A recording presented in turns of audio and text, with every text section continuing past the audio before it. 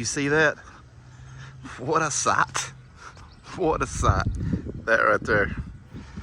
I ain't seen that thing in what seems like a week.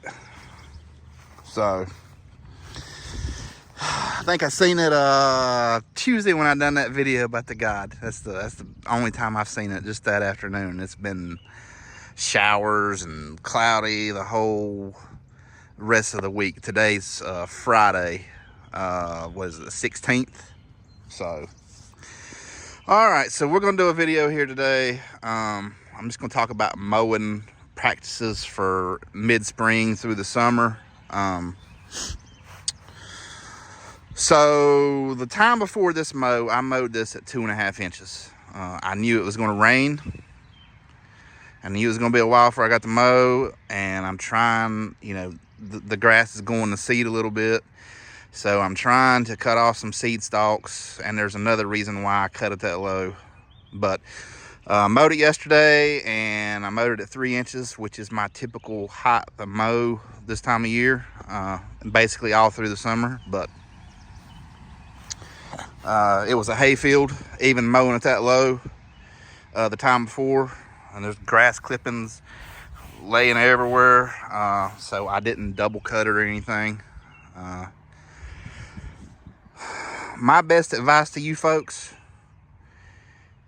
this time of year is mow it and get the hell off of it. I'm just being quite honest. Get off of it. When I mow my grass, I mow it a different direction every single mow. I don't mow it the same direction. You know, I mowed it this way yesterday, and when I mowed it at 2.5 inches the time before, I mowed it that way. And then the next time I'll mow it a different way. I don't mow it the same direction.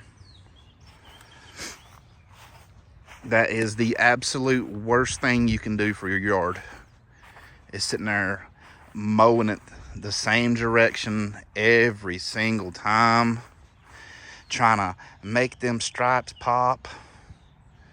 I could care less about stripes this time of year. I want to keep it alive. So another reason why I mowed this at 2.5 inches the time before, I seen a little bit of grass laying over. Mainly my biggest issue is, and this is a good example of this, is around the perimeter where the tire runs. Obviously the mower's only so wide, so if I'm mowing the perimeter pass, the tire rides in the same spot every single time. So I went ahead and cut it down low to get that grass that was laid down stood back up and growing upright. And that's what I'm getting at with mowing these stripes. When you start mowing these stripes again and again and again, the grass is going to get laid over, especially in the tire tracks. So you can see right there, you see a tire track right here. But if you look down, the grass is not really laid over. I'm directly in the tire track. It's not really laid over whatsoever. Now, around the perimeter where the tire rides at the same time, yes, it can get laid over. I'll find another example of it here where it's shady about all day, and it just don't get a lot of sun, and it just don't grow like the rest of it. But don't mow the same stripes over and over and over again. There's a time for that. If you're gonna do that, do it early spring or in the fall. Right now, we're trying to keep this alive through the summer, and it don't need any more stress than what it's already going to have on it through the summer. And here right now, it's 80% humidity, and it's rained over 3 inches this week. It don't need any more stress. So get on it and get off of it. Yeah, I probably shouldn't have left them grass clippings there, but it's not bad enough to, really cause any harm. If it had been cooler and drier, yeah, I would have double cut it. I'd have mowed it a different direction, but I would have double cut it. But So let me see if I can find some grass that might be laid over a little bit here. In a tire track right here. This spot doesn't get any shade. My house is right over here on the other side of me, so it blocks it. About this time of day when the sun's setting over there, this is about the only time it gets a lot of sun.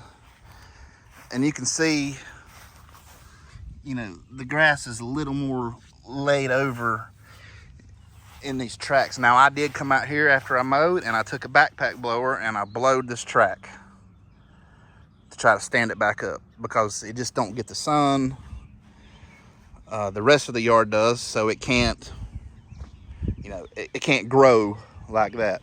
Right here, it was really laid over. I found it. So I come over here and I blowed it, and it was probably that tall after it was laying over on the edge here. It's where the tire rides. So I stood it back up, and you can still see it. Even after I hovered in the rocks and mowed it, it's still tall. And it's just gonna stay wet in these tire tracks, or if you keep mowing the same direction, it's gonna stay wet in them tracks, and it's going to get disease. I can promise you. I have been in the stripe game long enough, doing the yard, doing it, you know. On the golf course I was at, we have Bermuda. So, you know, we don't mow the same direction because Bermuda builds a grain. But it's the same thing with fescue. If you keep mowing it the same direction, it's going to be laid over on them tracks, and it ain't going to dry out. So I'm trying to do you a favor. Don't do it. I don't care how much you want the stripes to pop. Yeah, they look great, but there's a time of year to do that. Kentucky bluegrass. This is, you know, this is obviously cut a lot shorter. It's an inch. It's cut at an inch. It's an inch tall. There's no laying over in this. Yes, the real mower, it stripes it like crazy. I don't, you know, I don't do it on purpose. It's an inch tall. It don't lay over. It dries out because it's cut shorter. So you guys with irrigation and fescue, I myself, I mow that grass. I mow my fescue at 3 to 3 1/4 inches all year long. Now in the spring, I will lower it to 2 3/4. You know, fall 2 3/4. But typically in the spring and the summer, it's 3 inches, and if it gets really hot, I raise it to 3 1/4. But I do have irrigation, so you know I can do that.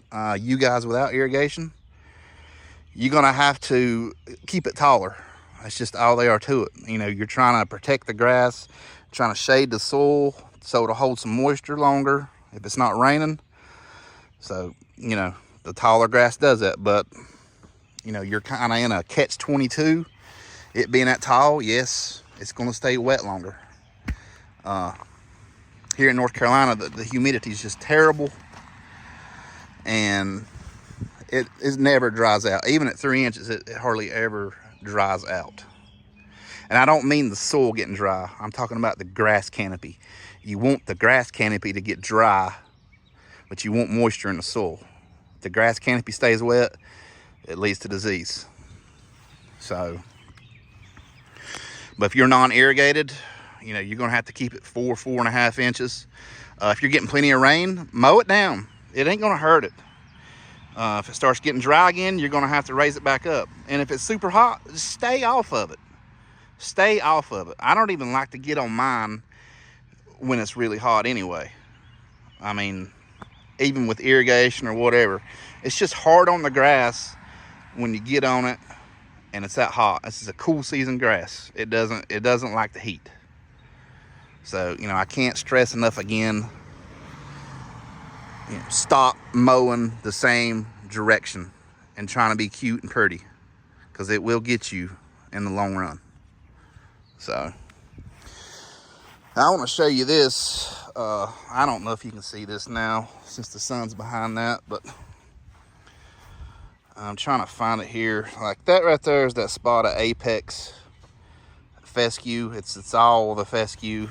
I'll take you down here and I'll show you some of this. Yes, there's some yellowing in my grass. There's no doubt about it. I mean, it's super humid and it's rained a ton, but if you get down in here, yeah, there's some yellowing in it. You see it there. Let's try to find some more here. It's amazing how the sun masks it. I mean, you can see it right in there, in there. I mean, you know, it's expected when it's rained this much and this humid.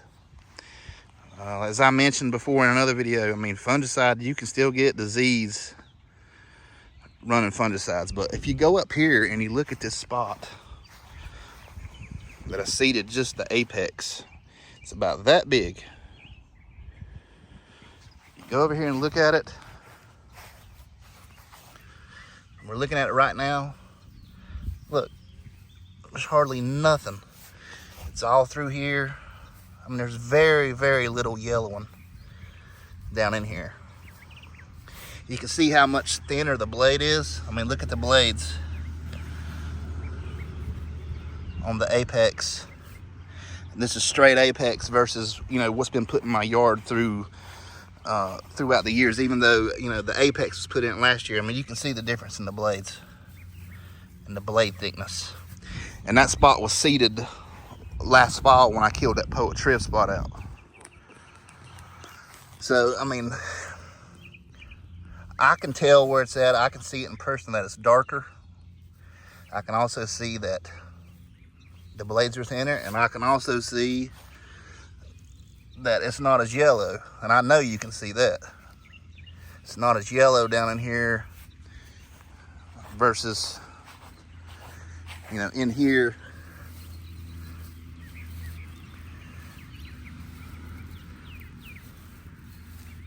So I know you guys can see that, but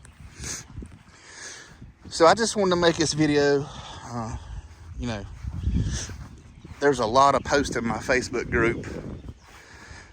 Everybody's wanting the stripes, and I tell everybody all the time, now ain't the time to worry about the stripes. Worry about them early spring and then fall. Right now is the time to get your grass cut and get off of it, and keep it alive the best you can when it starts getting hot and humid and raining or dry.